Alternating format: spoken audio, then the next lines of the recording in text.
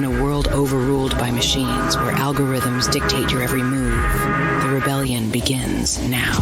From the ashes of fallen tech, Paranoid American unveils the knowledge to harness AI, to fight back, to retake our destiny. Join the uprising. Arm yourself with the power of AI. The battle for tomorrow starts today. Welcome to Paranoid Programming.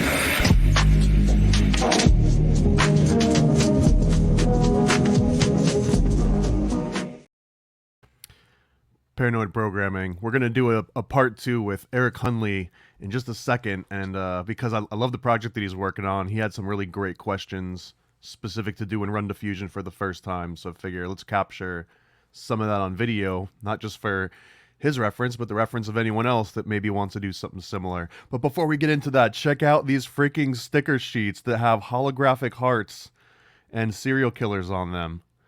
You've never seen these before because I just got them delivered at paranoidamerican.com. I got a Heaven's Gate one with freaking cosmic hologram sticker. Come on. You know you want one of these. No one's got these. paranoidamerican.com. You can get them right now.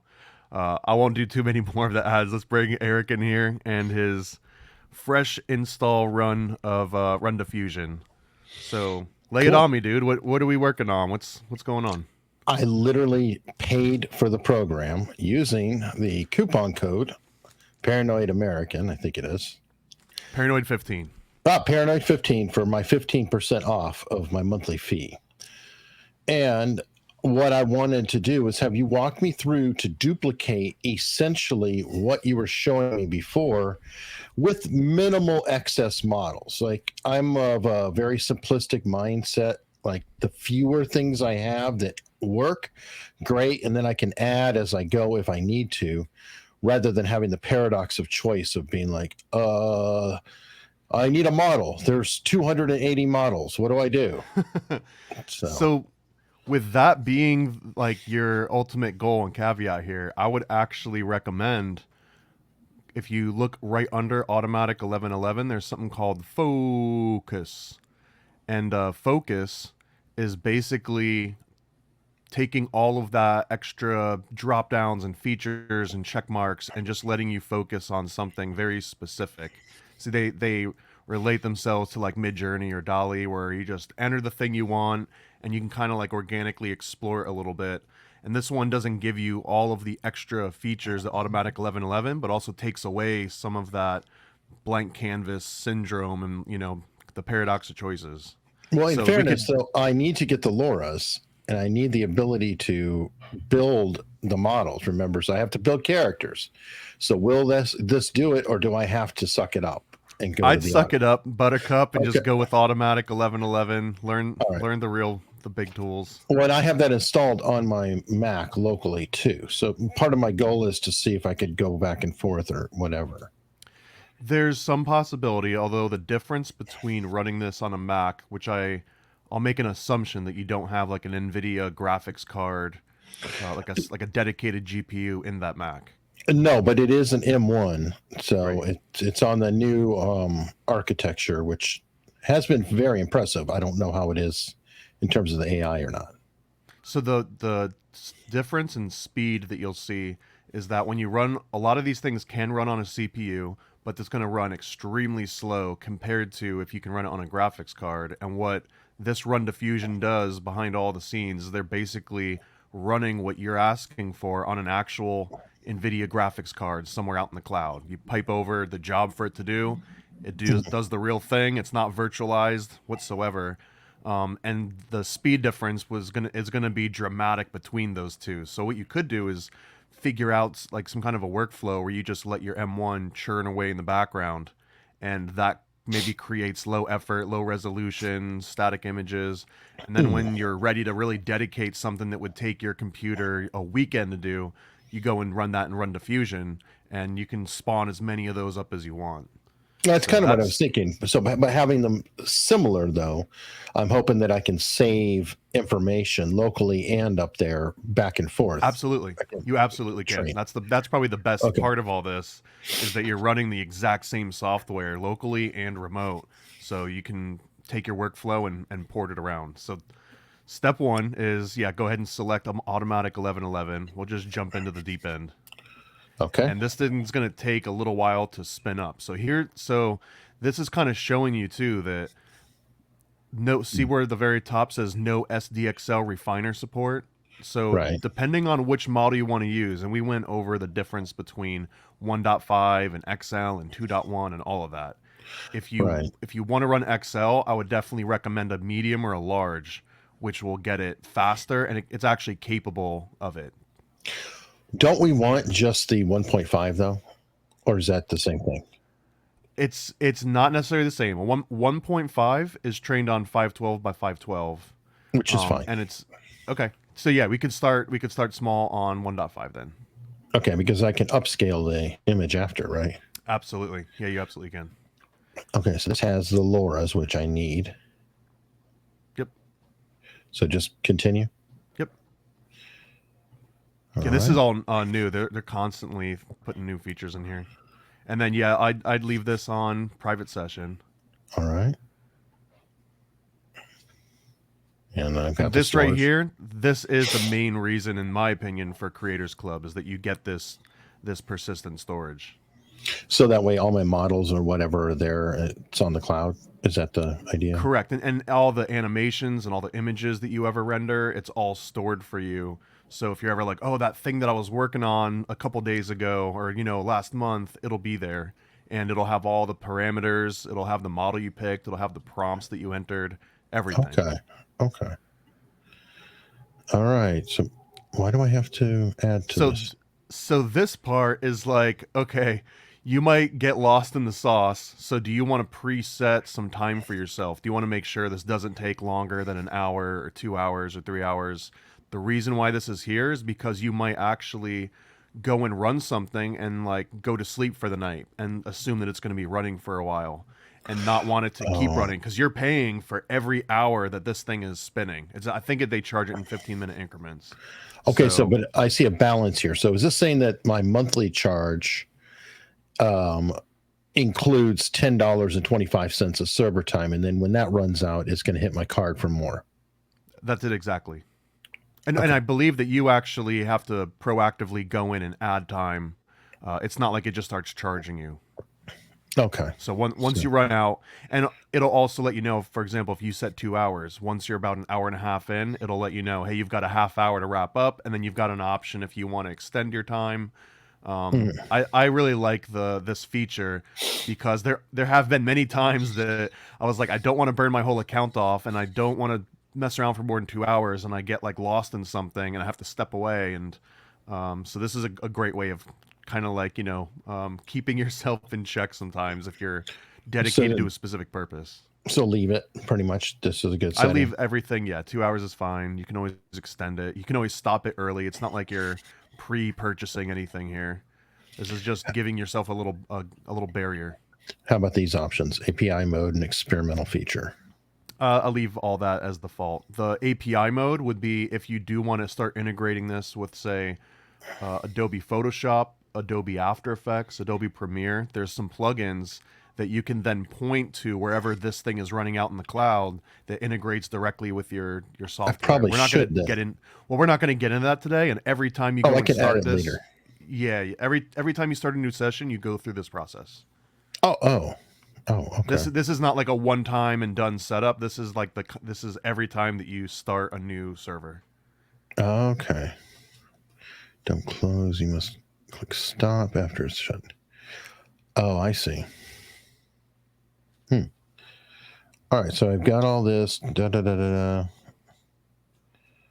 the session, then continue. All right, and then here you go. And this is going to be like this could be 5+ minutes of waiting for this thing to spin up. Okay. Now, can I set this as just like my favorites?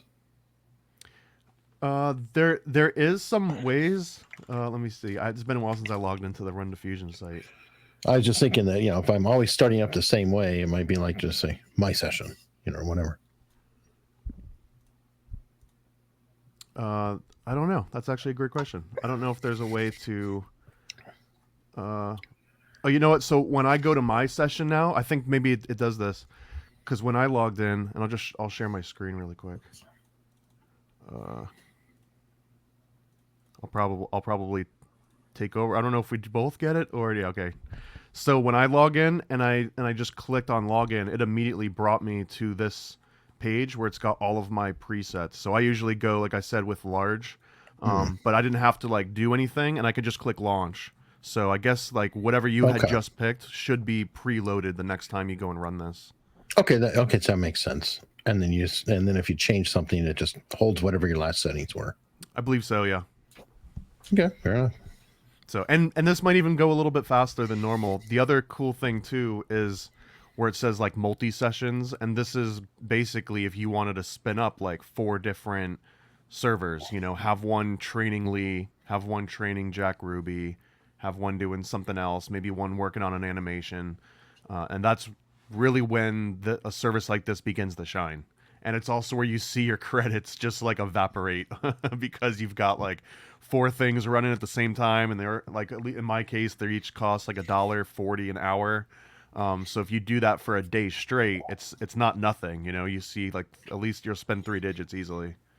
But it's worth it. I mean, if I can, I guess, build the LoRA or whatever, because I guess that's what I'm trying to do is create LoRAs ultimately of the relevant characters. And then I could switch to locally to experiment around like different angles and stuff, right? Or no?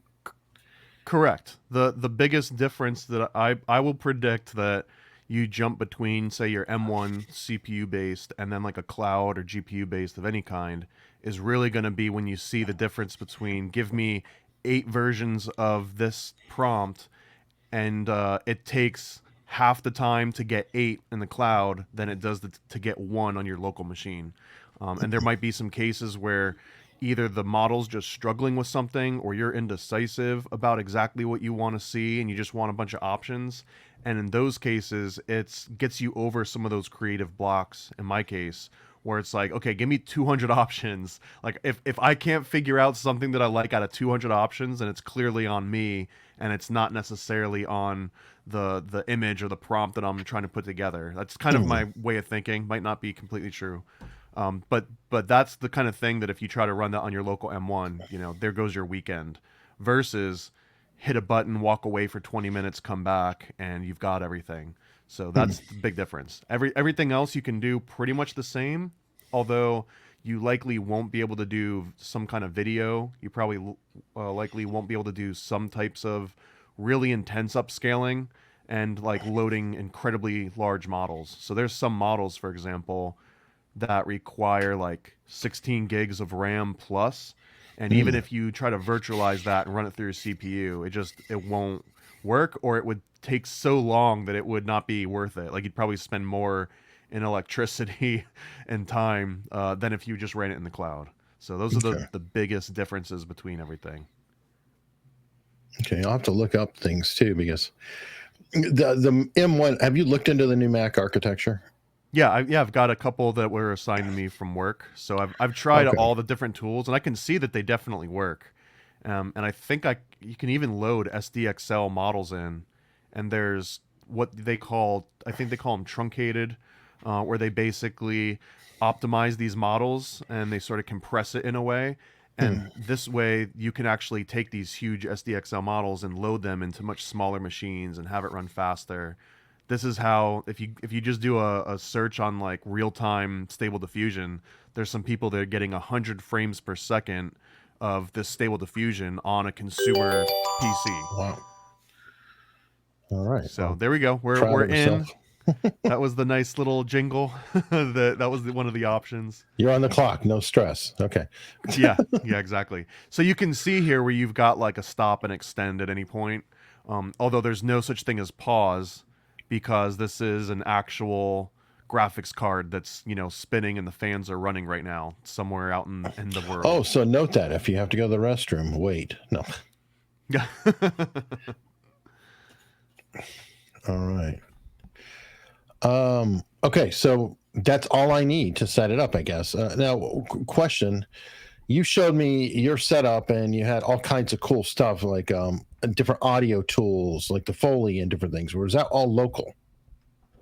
That was run diffusion, but each of those things, like the audio thing, that was its own. That wasn't Automatic 1111. That was a different program. So that's where you would say do like multiple sessions in run diffusion, where one's Automatic 1111, one's running video, one's running audio. How do I do that? Try hitting reload up there in the top right. Unless you see something, I just see black right now. Yeah, I don't see anything. There's nothing on the screen. It's definitely not launch another session. Okay, so does it? Maybe it really does hate Brave.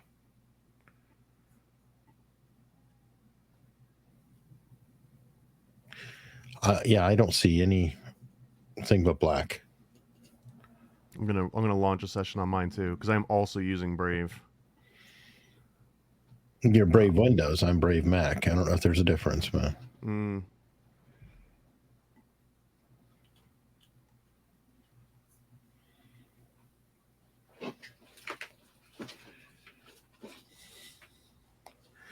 So yeah, at the moment it's a little underwhelming.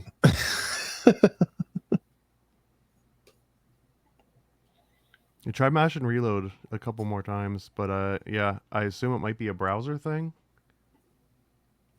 I guess. Let me just stop. I'll go into Safari, which it didn't cry him out. Let me see. I'll have to stop that. Usually it's everybody complaining when I use Safari, not the reverse. That's kind of nice.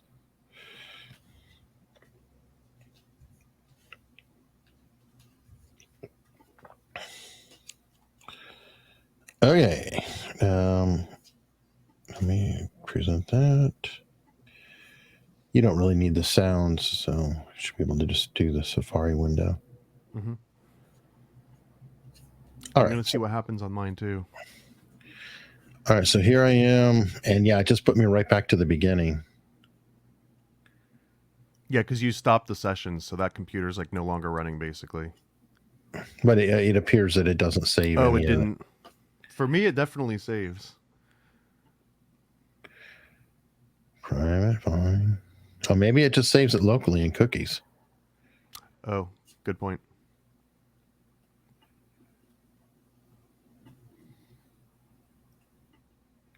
All right, we're reattempting this on. What does this say?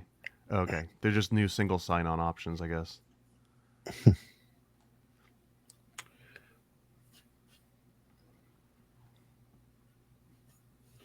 Mine will probably win because I started it slightly earlier, but I'm just curious what it looks like when it successfully loads. Because usually, basically, this is like an iframe, and when it's done loading, it redirects you to the instance that it started. But on yours, yeah, just hit refreshed, and it was just a black screen. Yeah, okay. I don't know why. Yeah, mine's starting up. So yeah, mine started successfully. Although yeah, I'm Windows Brave, you're Mac Brave, so who knows what was going on. I'm just saying it could be any, sometimes technology. Yeah, this is what it should look like when it finally loads. So exactly what you saw yesterday, just inside this little wrapper. See, part of the reason I'm asking the question about the locally is that my familiarity is down, that I need to get conversant enough to where then I could say, okay, now go to the thing I pay for, do this, do this, do this, do this. But locally, I can follow around and be like, huh? What does that do? Yeah, you don't have someone like standing over your shoulder, like the taxi meter running. That's like, every second you're poking around and looking and doing menu diving. Exactly. Except the local doesn't look anything like it, which makes me crazy. Well, the version that you're using is using the same technology behind the scenes, but are you using Automatic 1111? Yeah. Okay, so it should look exactly the same as what will load within Run Diffusion, no? It doesn't look like that. Let's see what yours looks like. We can compare them. Well, it looks like yours is loading successfully now too. Okay, there's more here. Good. There we go. That looks right.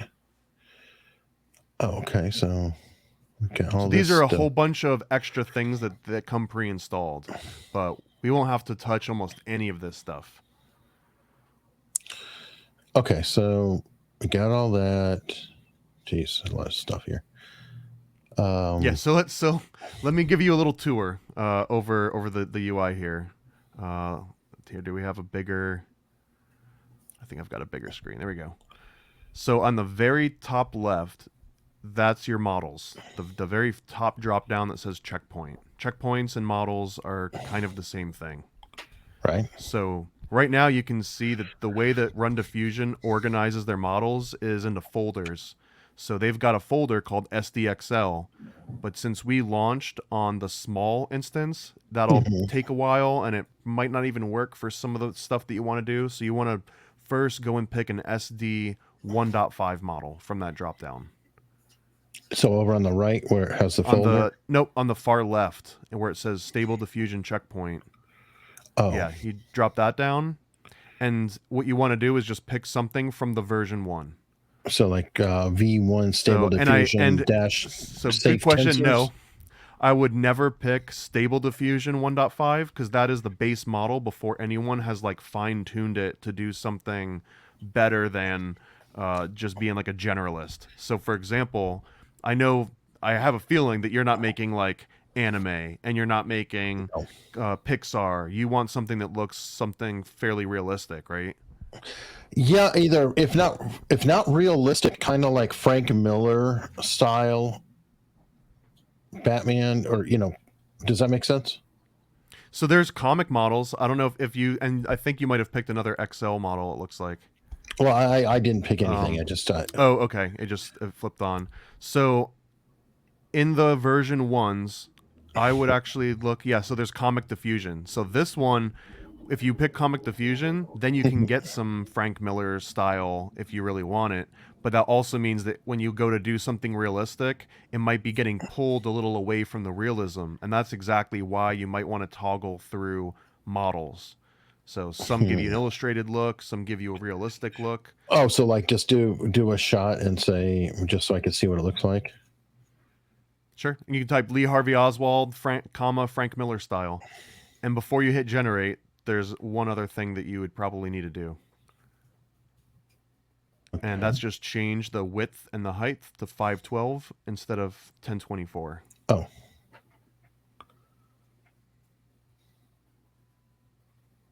Yep. And then if you want more than one to be generated, you can change the batch size. But to make it quick, you can just hit generate now. Just make it quick. I just want to see what it looks like. Yeah, there's so many buttons and options and drop downs and toggles and stuff that you can play with here. Well then. So it might not know who Lee Harvey Oswald is. You might want to even just put Lee Harvey Oswald and not even put anything else in there and see how much it knows about him within the confines of this model that you loaded. Because it's entirely possible. So it doesn't necessarily know what he looks like. Yeah, not perfect, but... And this is exactly where loras really come in. So is there anyone that's more famous that you're interested in that you wouldn't have to check the lore for? How about JFK? Okay, try that. JFK, and then once you're confident it knows who JFK is. Well, then again. Oh, it's a place, too. So maybe you can say John F. Kennedy. And you could even say President John F. Kennedy. And then you could say a picture of the man John Fitzgerald Kennedy, and all that gives a little extra context. There you go. There it is. They go. So now you can add a comma, Frank Miller style or whatever style that you want. And there's probably some people screeching about the ethics of writing a specific person's name in, and you can see it's maybe applying such a strong styling that it no longer is going to look like JFK because JFK wasn't like a superhero or Batman. So what you can do is wrap Frank Miller style in parentheses. Okay. And yep. And then after the E in style, so like the last character within the parentheses, you add a colon, and then you can say like 0.3. And that basically means take everything in these parentheses and only consider it for about 30% of its normal impact. Okay. And this is a really good tip to like start guiding something more or less towards or away from results that you're getting. And you might also want to say like close up of John Fitzgerald Kennedy, and that'll avoid getting these sort of panoramic and landscape shots.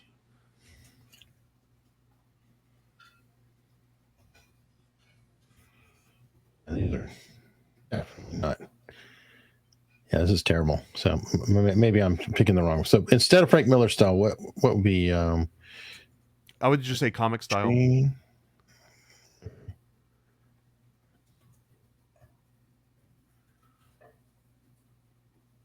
And this is also too where the batch size, if you just crank the batch size up to 4, having 4 options at once sometimes will let you know if you're on the path or not. Not looking good.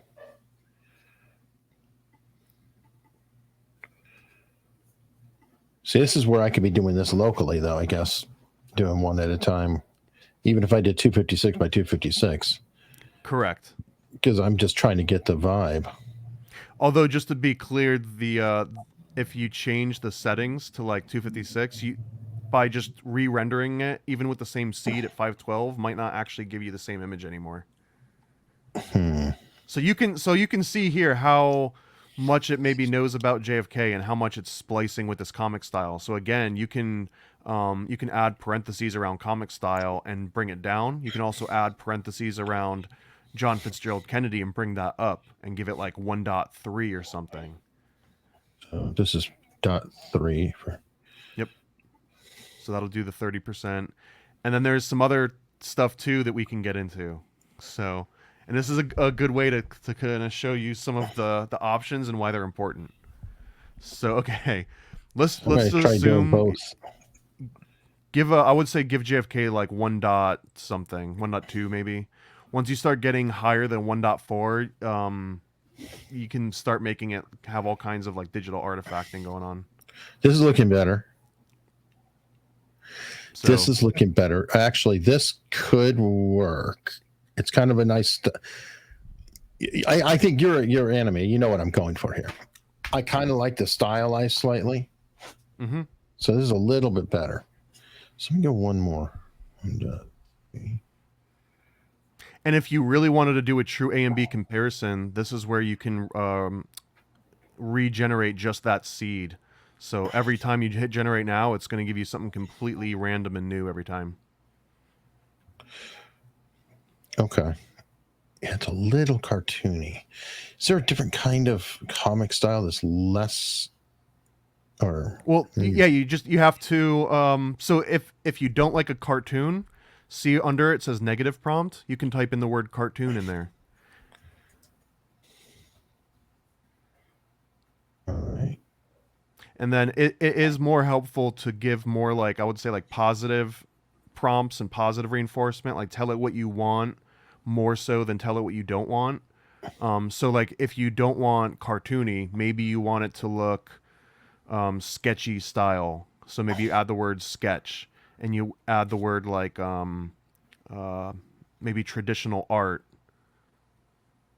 And this right here is just prompt generation. This is just figuring out how to tell this particular model what you want that looks good. And then the caveat here is that once you change to a different model, sometimes the phrasing and the prompts that you're using react totally differently.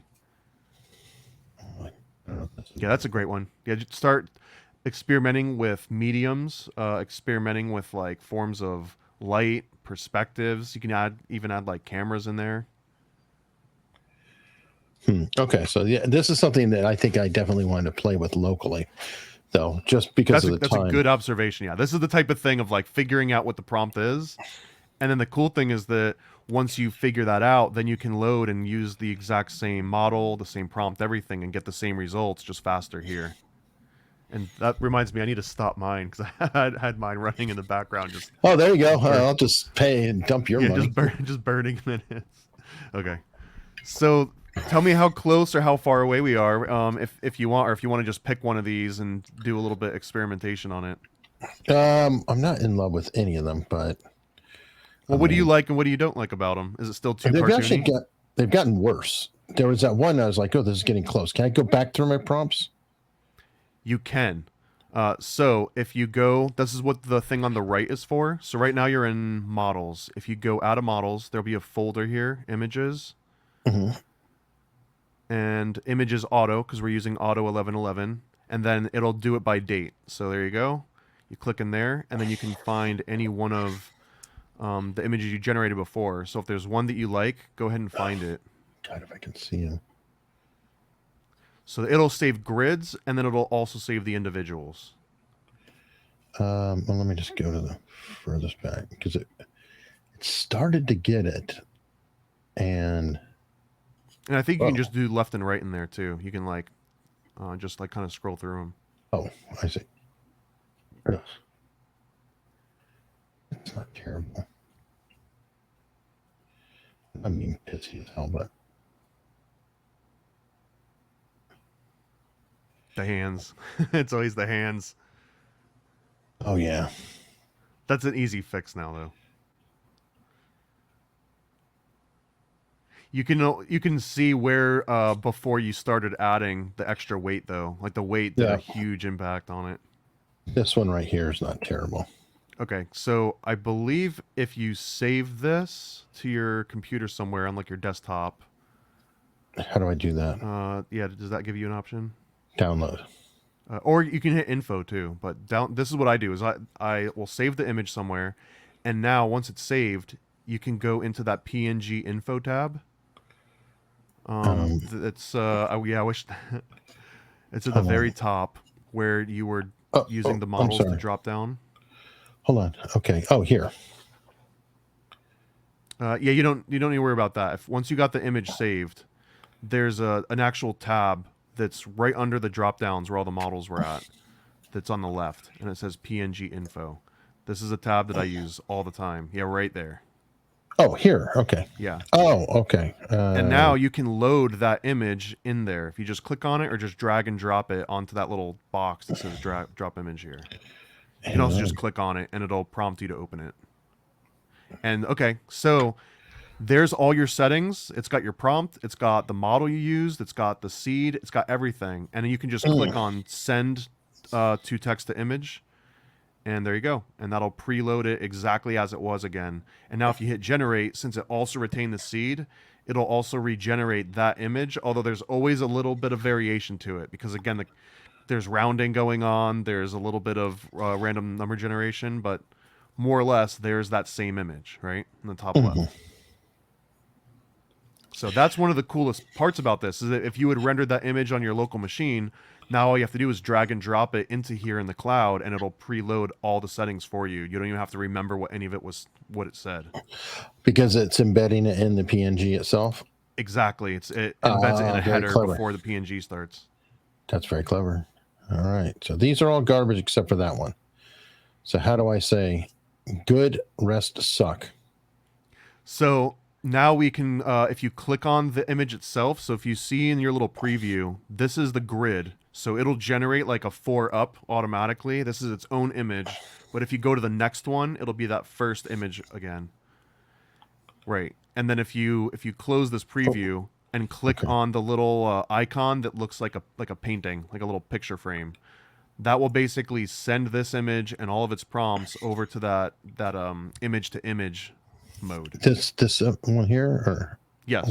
See the little picture frame that's got like a little green landscape that's like directly under it, like a little icon? Oh, it was buried. Yeah. I'm sorry. This one. Yeah. Yep.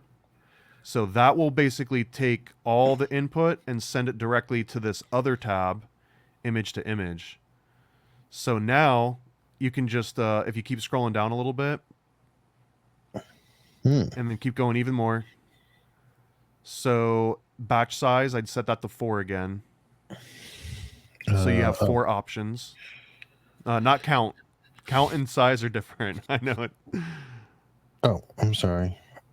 Count means it's going to do it that many times. So batch size means make 4 at a time. Oh. Batch count would mean like it'll make 1, but then it'll run 4 times back to back. But it's way more efficient to generate more at the same time.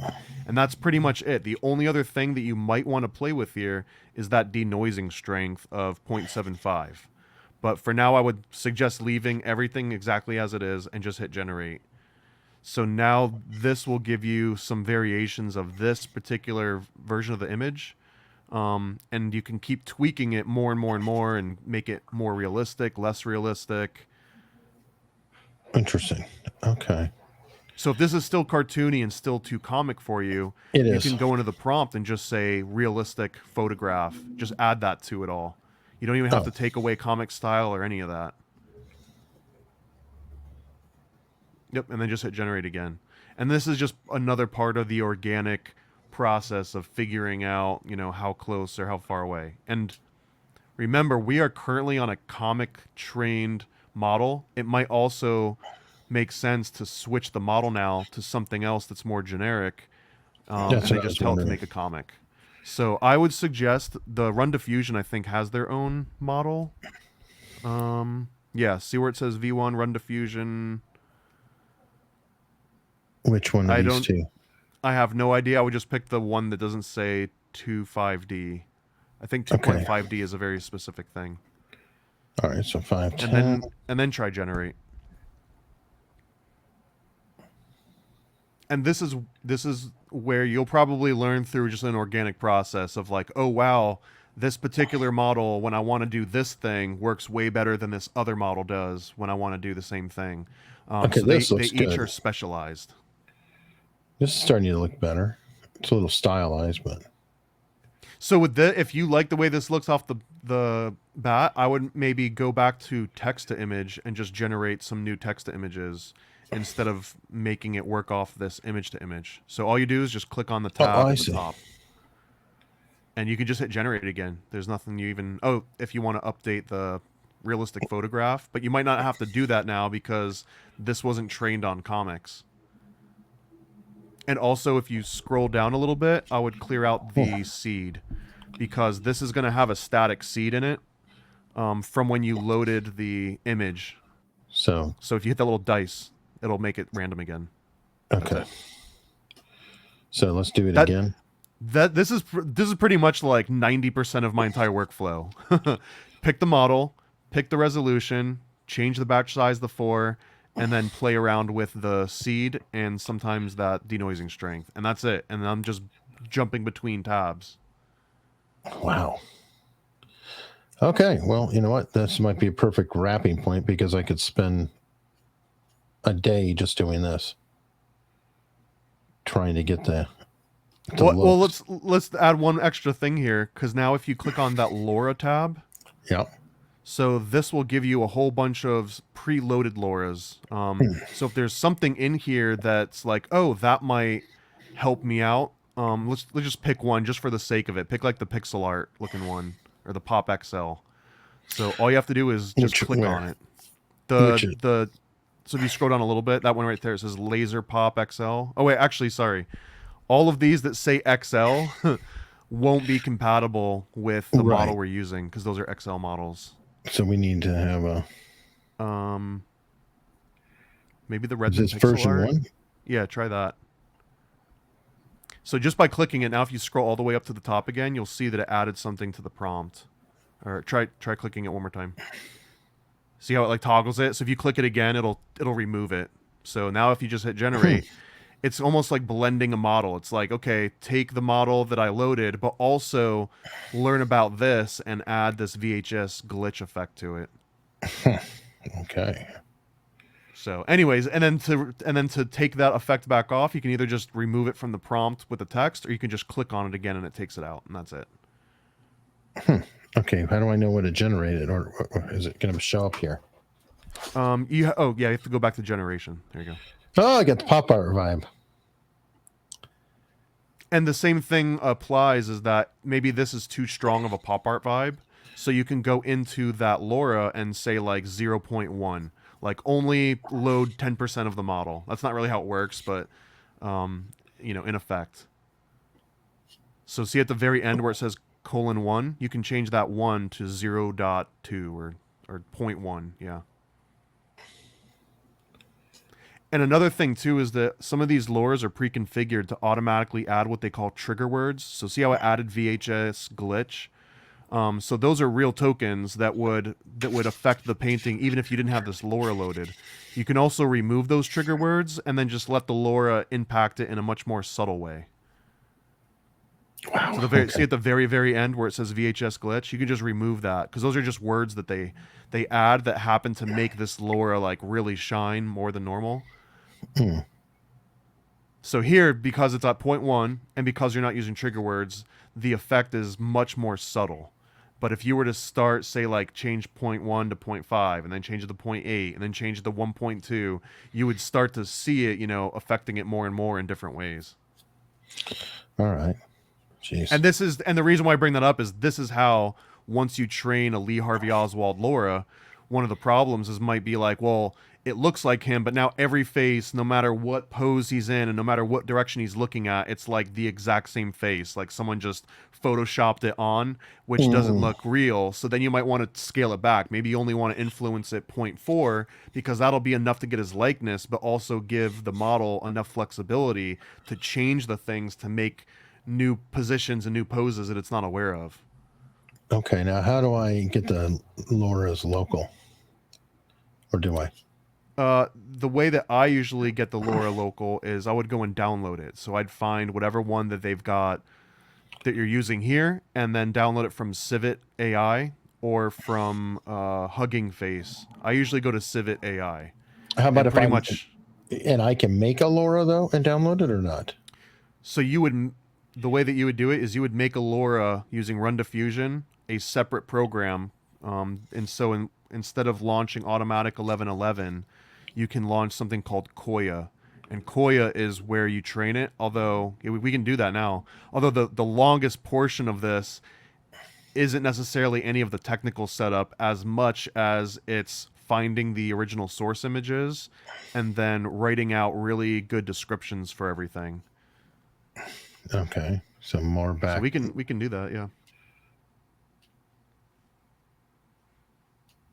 And this is one for me, even when I run it on Run Diffusion, it can take anywhere between 45 minutes to 2 hours to train on the large instance.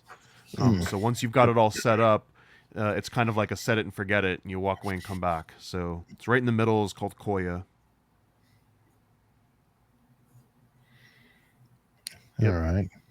And this is the UI, and then I would definitely pick the biggest one. I wouldn't go with the small one for this. Oh. Because even if you save money, it would take like 4 times as long.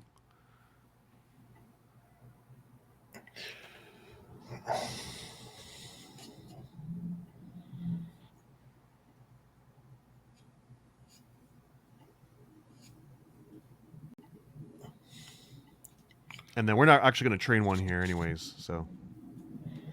Okay. I'll just show you what the buttons are to push. And I'll run mine too, just so I've got something that I can poke on. Well, if that's the case, then maybe I should just stop mine in a second, just watch yours for a minute, and then I can rewind the video. Yeah, I can burn mine. Well, it's up to you. Either way, I don't want to burn you or. Here, I'll throw mine up here.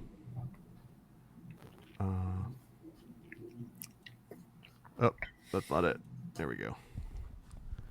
So this one, it definitely takes a little bit of a few extra steps because, again, if this thing's going to run for a couple hours and then you're going to come back to it and test it out, you might realize, oh, crap, I don't like the way that this came out. Let me try this again. So there's been times when, it runs for 45 minutes, but I might have done it 8 times until I got the result that I wanted from the end of all of that. And I also... I haven't trained something on here for like a month or so. The last one that I did was on Civitai. So I'm gonna do a private window to Civitai because the AI world is a very horny world. So if you log in and you've got it like as an account and not just from like an outside observer, you might have all kinds of stuff pop up on some of these pages. Oh, I see. So NSFW is what you're saying. Very much so, yeah.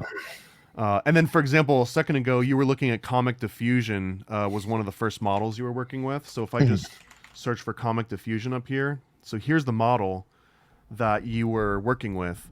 And if you want to, you can just go here and download it to your local machine. It's a 2 gigabyte model. And then you can load that into your Stable Diffusion and see what that model looks like.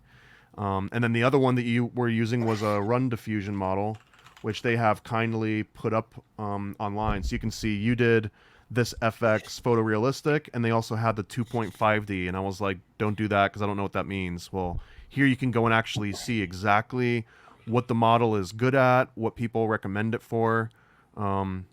Here's all nice. different preview images. And then with another really cool thing about Civitai is that you can click on a lot of these preview images, and over here on the right, you can barely see it, I'll zoom in, but here's the prompt. So you can just copy their exact prompt and match their settings. They even give you the seed. So in theory, you can reproduce any image that you see on this entire website. Can you send me a link to that exact path real quickly in the private chat? Yep. Because I think I will want to do that local. If I can. And these might all be adult image. I don't know why they're not loading. I think it's either the site's running really slow or these are all adult. Surprise! Yeah. I think it has more to do with it just loading really slow right now. Okay, so this one got loaded in. This is what Koya looks like when it first loads up. And without getting into every single setting, which we absolutely could do, but it would also be a couple hours. Model quick pick is exactly what it sounds like.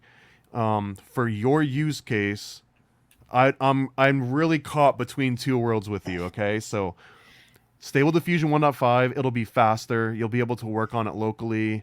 You'll get decent results that you can always upscale. So there's a lot going for 1.5, but XL truly is like the new way. Like this is almost like, yeah, Windows XP, you might really know it and it might work snappy, but you're not going to get all the cool bells and whistles, and you might come across something that you really want, but it's not compatible because you're on this old version.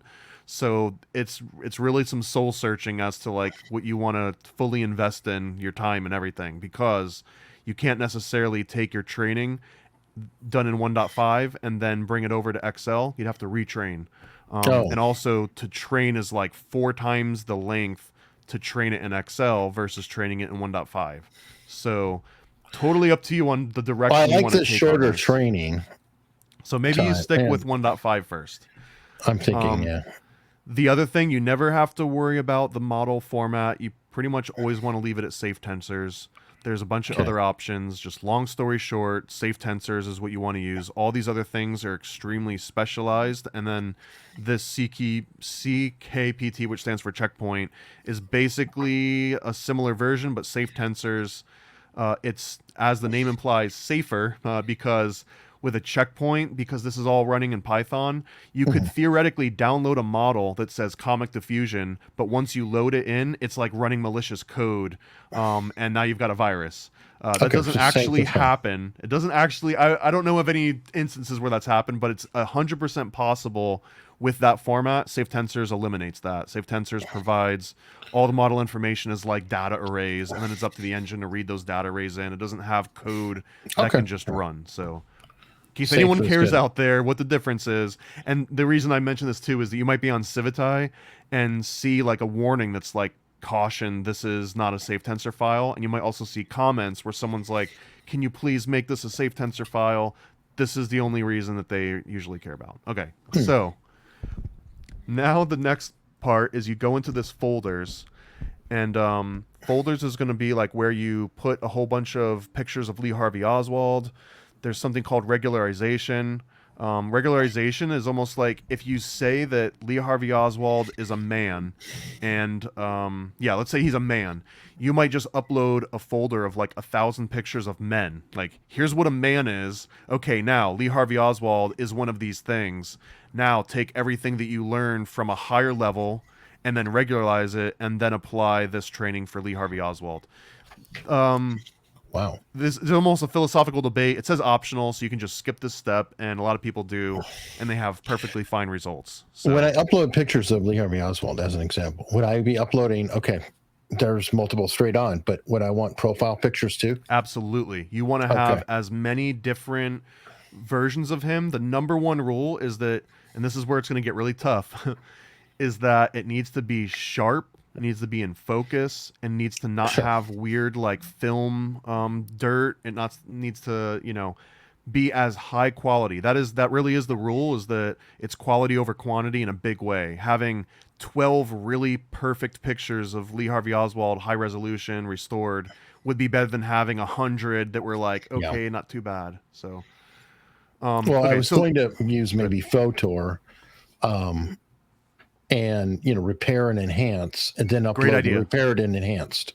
That's a great idea, and in fact, some people will generate AI version, like if they only have 6 good pictures of Lee Harvey Oswald, for example, you might be able to train a LoRa so far that it can generate like 1 out of 10 will be a really good picture of him. So what some people will do is train the LoRa the best they can, generate great pictures of Lee Harvey Oswald, and then take those and add those back into the original training and retrain a new LoRa with these extra high-res AI. Now, they're mixed results. You can get like that VHS, you copy it over and over and over again, that like Xerox effect, but you'd have to be doing it for a while. So, okay. So let's just say, again, we just loaded Koya for the very first time. We haven't changed anything except for maybe we picked 1.5. I think that was even the default. The very first thing that you usually do is you go to dataset preparation, in my case at least. And what you can do is say, Lee Harvey Oswald. This is what we would say like the trigger word is. So whenever I type this in, that's what I want to be generated. So I'd say Lee Harvey Oswald. And then if you want a class prompt, you can say person. You can say man. You can put anything you want in here. I'll leave it as person because that was the default. And you don't even necessarily always have to do this. You can even leave that empty, I believe. And then finally, this is going to be a folder that you've got preset that has a bunch of Lee Harvey Oswald photos in it already. And these are going to be like pre-curated by you so that you've already made sure to hand pick the ones that look the best in your opinion. So I need to upload them to the images folder up online somehow?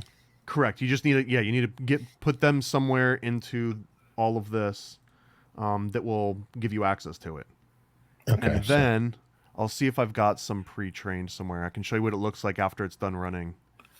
AI training. So I'll show you, for example, my my Jeffrey Epstein. Epstein. Okay. So here we go. These are my very original images that I used. Okay. Okay. And some of these I had to go back in and crop. So this is what I downloaded. And then I went into Photoshop and I just made a 512 by 512 area. And this is actually important because Stable Diffusion 1.5 is mostly trained on 512 by 512 images. So it helps it a lot to just pre-crop everything to exactly 512 by 512 when you train it. SDXL, you don't have to do that. SDXL will absorb just about any image size you want to throw at it. Another slight advantage. Hey, I'm going to sneak away for just 1 minute. Yep, go ahead. Wait a minute. Sorry.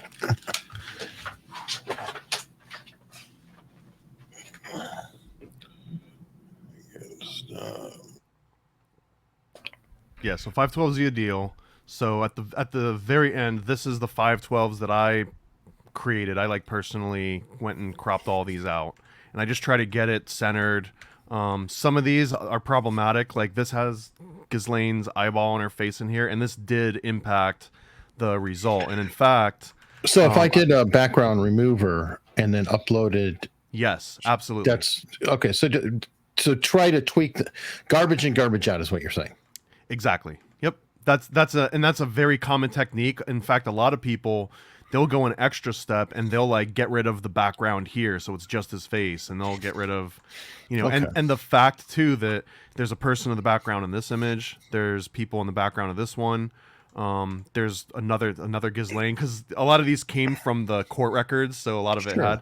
But what would happen is that even if you get rid of her or blur her face out or whatever, it's like, oh, when you say Jeffrey Epstein, you mean like a guy with bushy eyebrows and gray hair that's surrounded by people. So then it was like every image, he had like women attached to him because it picked that up from the small sample set that I gave it.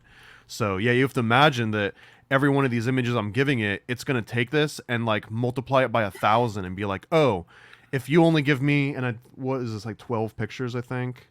14. So I give it 14 images.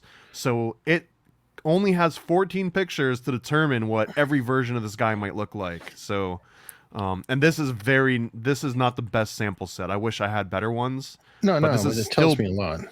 and it's better than that sample set that we were looking at yesterday. If you went and looked at Jeffrey Epstein, it was just like all mugshots or like all the same picture over and over. You can see here also, I tried my best to not get the exact same image. There's a few that looks like these 4 look kind of similar, like same head posture, same relation, same ratio, but it wasn't ideal. That's the way he posed. I mean, so there is something to be said then. If Correct. he always had that weird cant, then or whatever.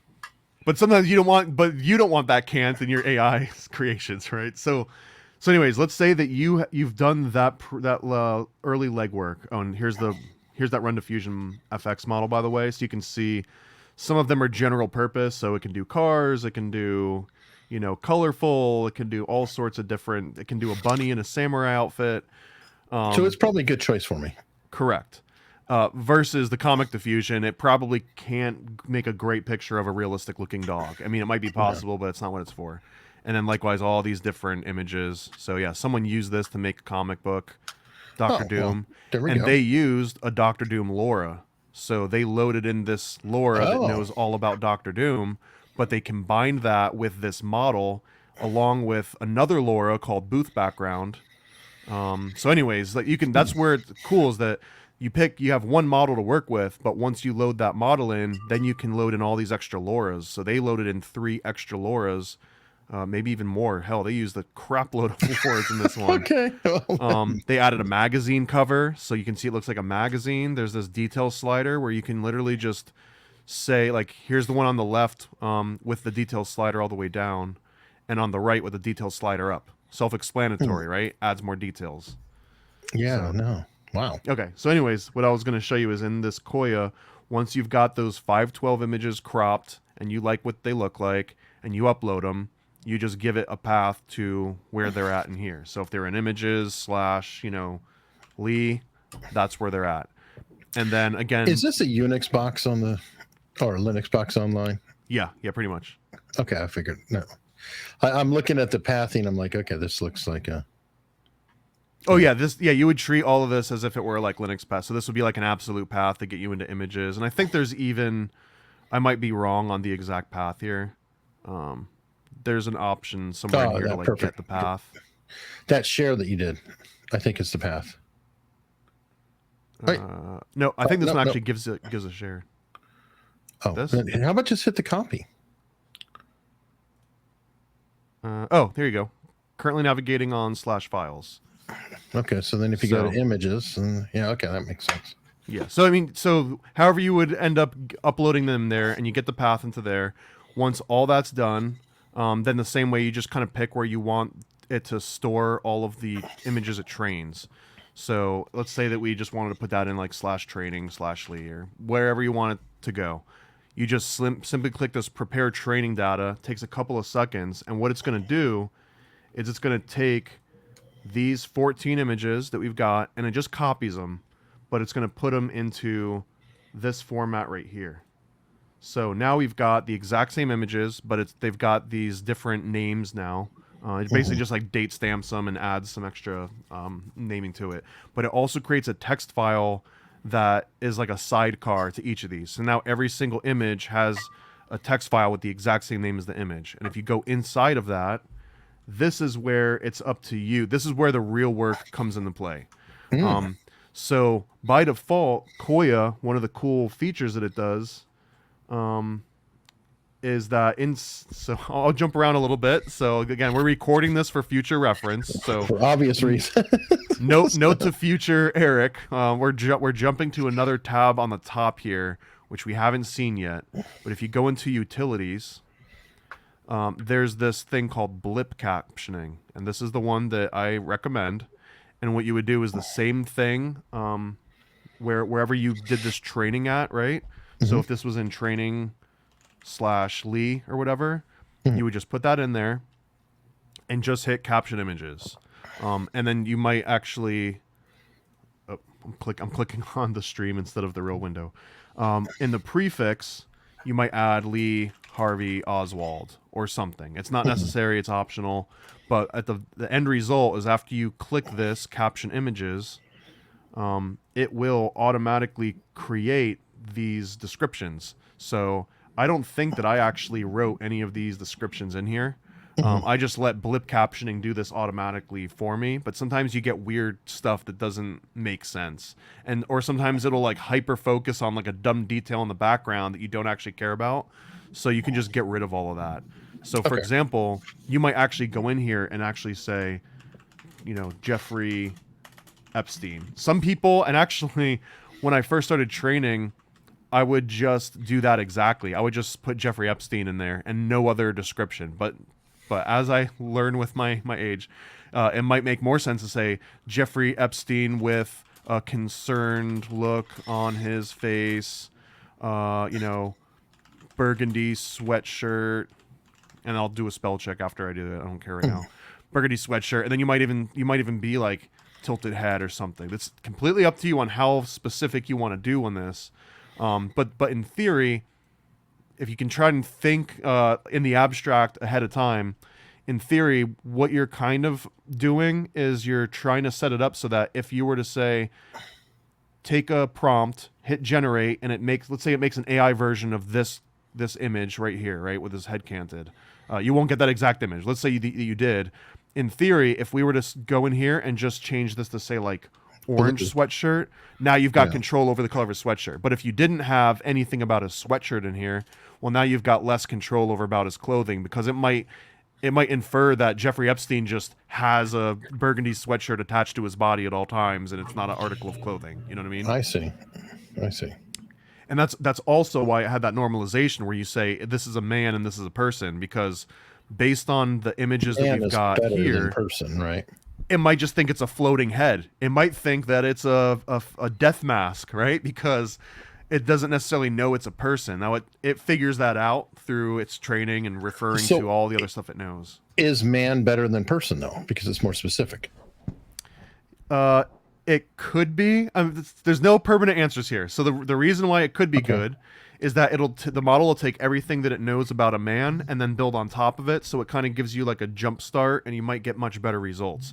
The downside, and this might not apply to Jeffrey Epstein, but I've seen this happen, is that now you're almost excluding any feminine qualities whatsoever. You're like, no female man, Jeffrey Epstein man. So then if you find someone too square jawed or too exactly, and then you might find, like, I would do like some celebrity training that I do on my Ko-Fi account or Patreon. People make like special requests where they're like, make so and so, and if you do like a female and you say woman so and so, now if you like don't put woman in, it'll start making like male versions of the person that you looked for, because you were so implicit. But it also was like, oh well, the fact that you're saying man here means that in theory you might not want a man Jeffrey Epstein in the future, and in that case, what would you get? And that's kind of what happens, right? So if you said like Ghislaine Epstein, no, well, and that's the interesting part though, is that adding man might help your training, but it almost might also create this special rule where it's like it looks great, but you always have to include the word man, and if you ever forget to include the word man, now you get a feminine Jeffrey Epstein. So extrapolate that to just all the infinite parameters and words and options that you can go down. So mileage may vary, as with all of this stuff. So anyways, long story short is that after you run that training and it generates all of these texts, so even this one, it's like man and woman smiling for a picture together in a room with a painting on the wall. Not bad, but if you were to like blank her face out and run it again, then you might just get a man. And he's not really even smiling, right? So it might just be like a man posing for a picture or whatever. Right. Now you don't have, I would definitely not just run with whatever it generates. Sometimes it's completely wrong. I might say like a little old lady walking your dog, and you're like, no, it's not. So now, okay, let's just take this one you just pulled up. Could you just say Jeffrey Epstein with gray hair? Yep. Just drop the whole man and switch it to Jeffrey Epstein and da-da-da? Yeah, you could do that, but again, the problem now is that it might think, okay, No, so whenever no. you ask for I meant Jeffrey Epstein, you want a no, color. no. I meant keep all the rest there. Go back to what you had. Right. Replace a man with Jeffrey Epstein. Yes. Would that be a better approach? And then It would be. Yeah, that's exactly what you want to do. This is Okay. exactly what you want to do for all of these different pictures. And then, for example, if you always want gray hair Jeffrey Epstein, also get rid of that, right? Because now you're saying We like, might well, maybe want he's black. got blue hair. right. But if he changes over time, and this is important to me with like Oswald, he didn't live that long. But what if I'm doing a character that ages? So I might want to say with black hair, with gray hair, with whatever. Right. And you could, let's say in some like perfect world, you've got 40 images of Jeffrey Epstein, ages 10 through 50, right? One for every year. You could, in theory, go in here and say, like 20-year-old Jeffrey Epstein or 45-year-old Jeffrey Epstein. And then that is just giving it a little extra context so that if you wanted and you hit a generate and you didn't provide the year, it might be a crapshoot as to what age you get. But then it also means you could say like, oh, I want a 36-year-old Jeffrey Epstein with blue hair. Wow. And so now it can get too specific or not, depending. So exactly. And it all depends on what you want. So if you want something general purpose, then give it general terms. But if you want to have like the control over whether or not there's a freaking mole on his face, or a better example that I actually did recently, the model's not done, but let's say you wanted Hunter Biden with his veneers, or you wanted Hunter Biden with the meth mouth. there right? you go. Like I like that. Meth mouth those Hunter. are two very different versions of him, but that means that every image of Hunter Biden where he's smiling, I would have to say smiling with his veneers in, or smiling with a meth mouth, and then it'll slowly, amalgamate what those things kind of mean over time. But that if might you don't be do that, appropriate for like Oswald or something. right. So, Okay. and if you don't do that, then it becomes a crapshoot, and every time you get a smiling picture, it's like half the mouth is meth and half the mouth is not meth, and it's fun at first, but then you don't have the control. So this is the biggest time-consuming step: finding the pictures, cropping the pictures, blurring background stuff out, getting that data set. This is really the true art in the training, is curating garbage in, garbage out type of stuff, right? Get the best quality source material, like you're crafting a freaking Michelin star plate here. So get the best ingredients. Okay, so now that to me, that's something I could do completely outside of this and get 512 prints. Correct. Should I colorize them ahead of time before uploading? Because I'm talking about a figure. Most pictures are black and white of this figure. Like Photor does a great job of colorizing and actually looking somewhat realistic. Should I colorize all of them before loading them in here to? So only Siths deal in absolutes. So I wouldn't say all of them. I wouldn't say colorize all of them. But if you have an inordinate amount that are black and white or sepia tone, and you don't want that as the end result, I'll give you two answers, because again, there's no silver bullet here. One answer is that yes, by default, you might naturally get more sepia and black and white results than normal. But what you can do is that let's say it's a photo of Lee Harvey Oswald. We'll just say LHO, or maybe it just says LHO. But if it's a black and white photo, you can go in here and say black and white photo of. Oh, okay, and then it right? can do it for you for color. Okay. But that also means that if you're going to do that, you might also want to say color photo of when it's the color ones, right? And you might even want to do a few that are colorized. And then you would say, I was going to say, what if I colorized uploaded photo the same of. picture, one black and white, one color? You don't want to do that. Oh, okay. Because now you're pressing your thumb on the scale a bit, and it's like whatever pose, whatever stupid smirk or facial expression he's got going on, it's like you're saying that this is how he looks, 20% of the time, every time. And you don't want that. You want them all to look fairly different from each other. Okay. So again, dealer's choice. Although, if you've got some colorized photos that are like, this looks like this is perfect, yeah, use it and just tell the AI, yeah, this is a color photo of them. You don't have to say it's colorized, Well, colorized though is actually giving it more of a clue, because it's not quite the same as just saying color.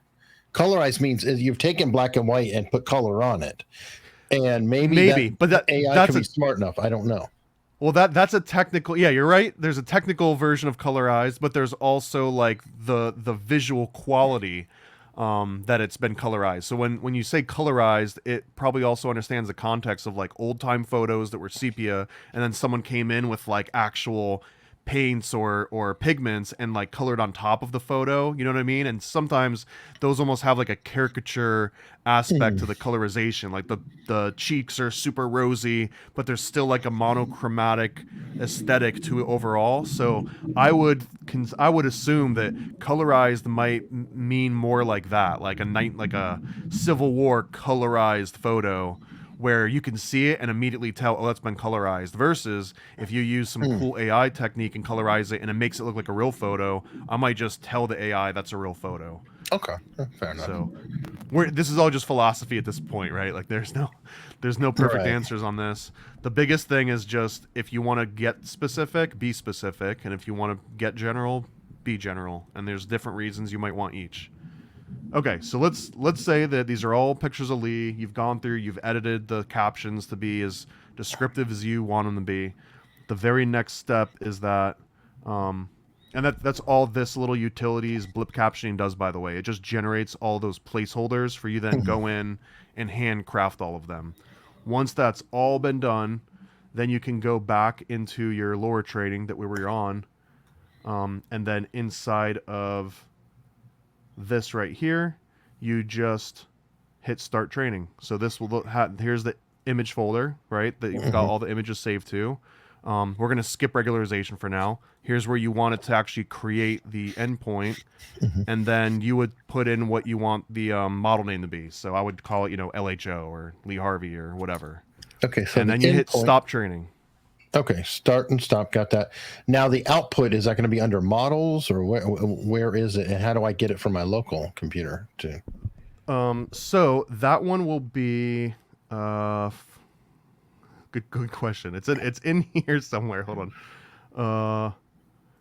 I think it might be in the images. Oh no, sorry. This is the output folder. So wherever you personally tell it to put it, it'll be in there. And the way that it saves it, it's going to be a whole sequence of safe tensor files. And it'll save it in like checkpoints. So it'll run, and it'll let you. There's a setting buried deep in here where you can tell it like how often to save a checkpoint. I don't know where all the intricate ones are, but essentially if you hit go and you come back an hour later and it's done, you'll have a Lee Harvey Oswald 1 through 10. And basically what that means is that, 10% of the way into the training, it'll save you a file, because what happens is that it's more training doesn't always necessarily mean better, and less training doesn't necessarily mean worse. So there'll sometimes be like a certain point when it like gets to, say, like halfway through the training, it's like a sweet spot. And that's where you're like, okay, that looks really good. And then everything after that, maybe it starts like looking too distorted, or it's emphasizing too much on a certain facial expression, because along with each of those checkpoints, it'll also render you like a little preview of each one. So you'll see that somewhere that you can navigate. But it's just one picture. It just randomly will be like, here's one of the sample images it created while it was training. But so you take a look at those 10, and then you kind of say like, okay, I think number 6 and number 7 might be the good ones. So then you go back into regular Automatic1111, you load in this custom file that you've created, the safe tensor file, and then you just start generating 20 or 30 images using version 7, and then you generate the same ones using version 8, and you compare them, and then at some point you kind of just like know which of those model files you like the best out of all of them. So how do you let's find your Jeffrey Epstein, if you can. Just show me how you download it to your own computer. Oh yeah, let's see. Because I actually have it set up quite differently. Let's see, ML.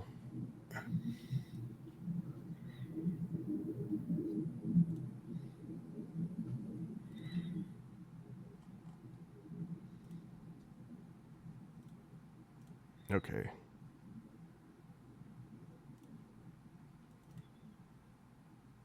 So here's like my local. Oops. So again, this is exactly how it would be structured in Run Diffusion. So can I zoom in? Yeah. So here's my stable diffusion folder, and then inside that folder, you've got your models. And then inside these models, these are all these different types of formats that it can load. But one of those folders is called LoRA.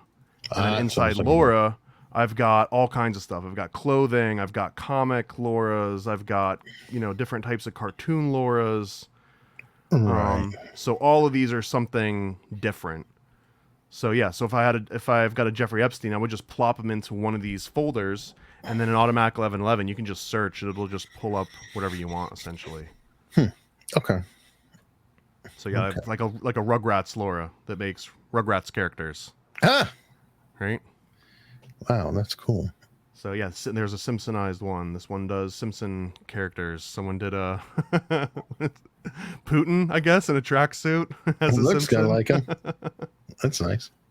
So that's it. That's literally all you do to load a LoRa in, and then you don't even have to restart. I don't have Automatic1111 running right now, but in that little LoRa's tab that you clicked on, it had like all the options. There was a button that just said refresh. You just click refresh, and then boom, your LoRa pops up in that folder, and that's it. You click on it, and you're off to the races. Now, I guarantee that like once it's like, oh yeah, I'm off to the races, it's fine. There'll probably be like little gotchas and hiccups and stuff.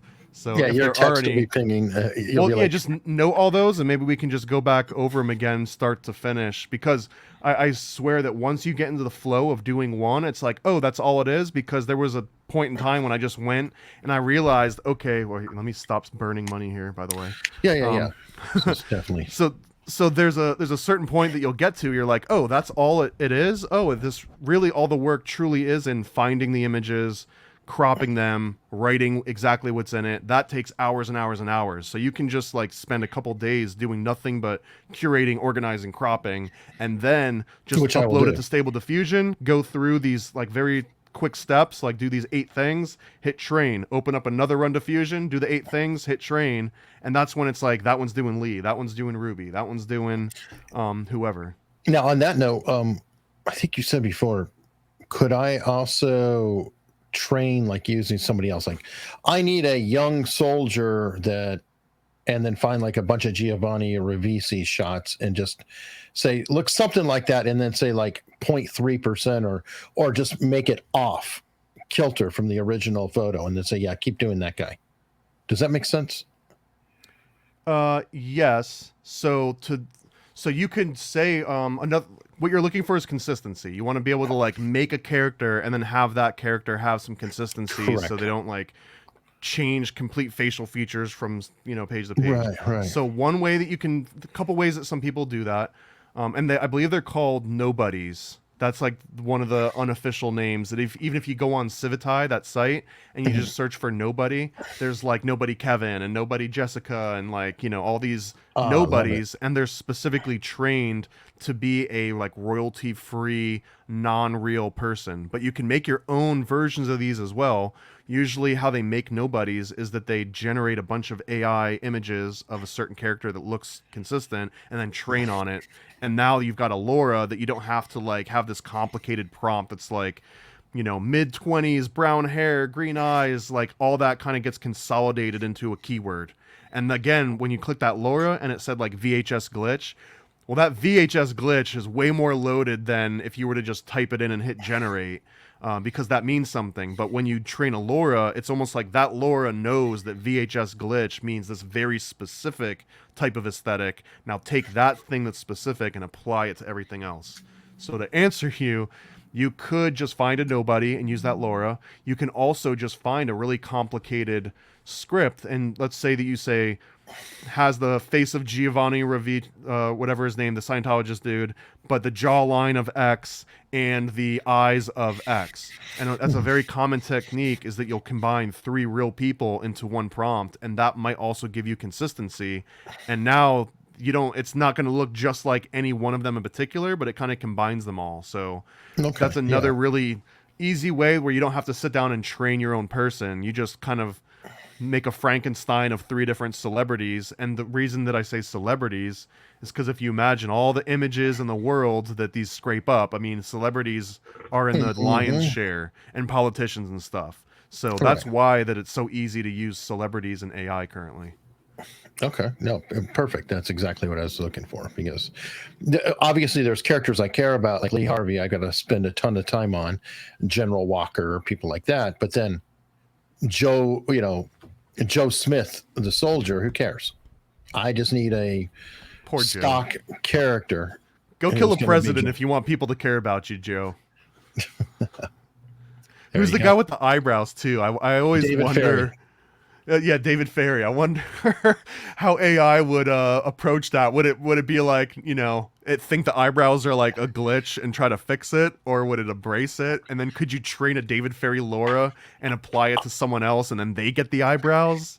Well, that's the weird one, because I could take like Joe Pesci shots from JFK and then mix them with the original David Ferry, and then come out with an image, right?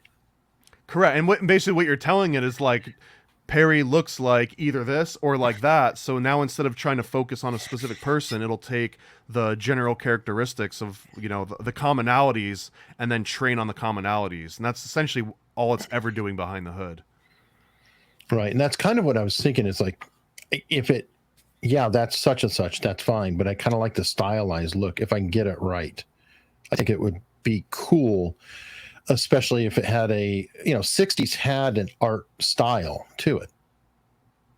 And it would be nice. That's another thing, is that if, let's say that you found a really good picture of Lee Harvey Oswald in an old 60s or 70s, well, I guess it would, like late 60s or 70s magazine, you could say, scan of Lee Harvey Oswald from a 1960s magazine, halftone pattern, paper texture, whatever. And again, everything that you're describing, you got to think in this like forward-thinking abstract way.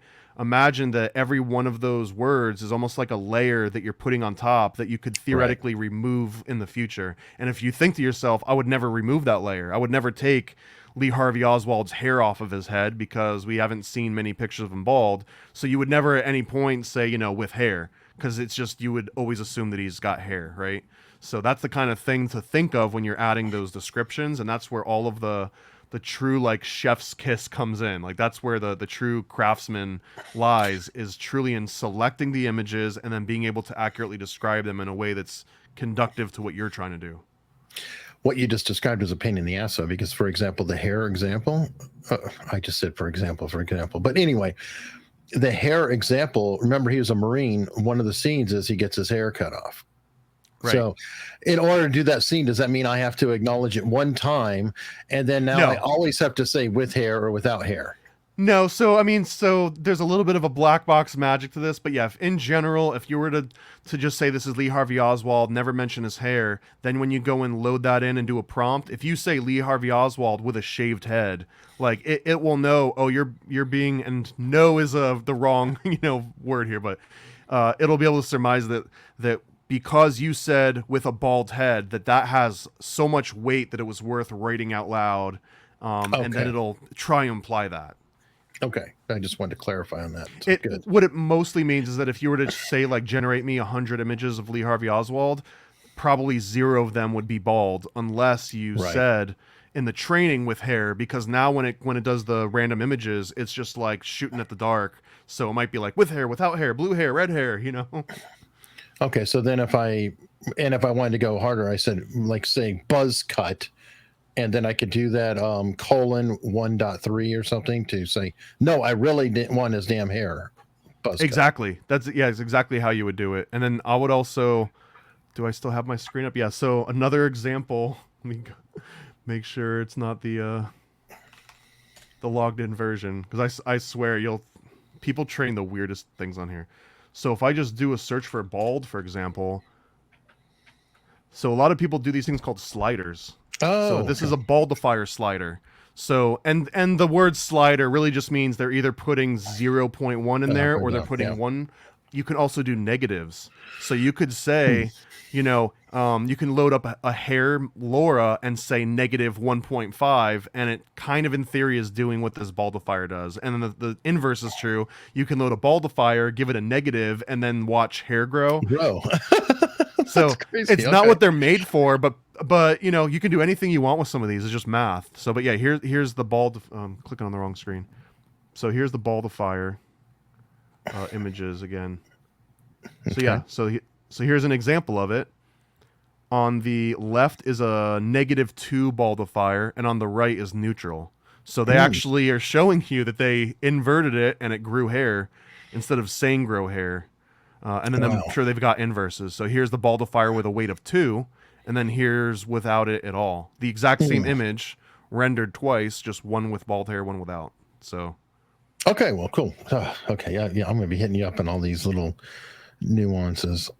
Once you enter the world of LoRa's, that's when you're like, oh, I'm never going to use Midjourney again. Why the hell would I use Midjourney? You know what I mean? Like, because at a certain point you realize how many other features and tools and like the boundaries are just non-existent. The boundaries are how well can you describe to a computer what you're looking for, because it can pretty much always make whatever you want as long as you know how to ask for it the right way. Good point. I got to cancel my Midjourney, so I'm only paying for one thing. Is there such thing as like a reverse affiliate code? Like, I wish I could get like just like $1 every time someone cancels Midjourney because they stopped using it. I don't know, but I'm going to definitely do it. So, okay. Well, this is all I can chew on at the moment, I think, for this round. Understandable. With that, I guess we'll just do a quick little lead out. So thanks for joining me again, Eric. Thank you. Teaching you helps me solidify the things that I do and don't know more to. So this is the best way for me to learn, is walking someone through all these steps.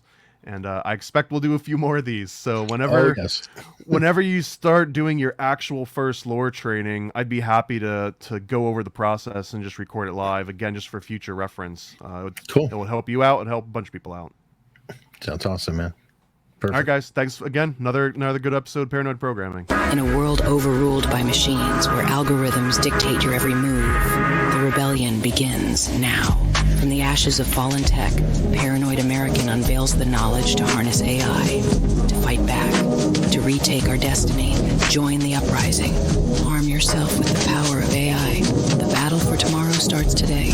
Welcome to Paranoid Programming.